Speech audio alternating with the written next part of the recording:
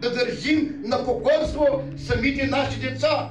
Говори Ефесяни 6:1: деца, покорявайте се на родителите си в Господа, защото това е право подчинение пред Бога. И дали деца трябва да бъдат послушни на своите родители, за майка си, за баща си, да ги държим подчинение към Бога, и това е страх от Бога. Ти трябва винаги детето ходят гласи, на най-лачо те чореш, на най-лачо те акушеш, на най-лачо те телес как я белас. Ти трябва като майка, като баща да ги съветваш. И може твоите комши да те хвалят, опияки охорзина керна никакво белас. Да те хвалят, но ти имаш право да ги възпитаваш, да им казваш. Това е най-добрият начин пред Бога.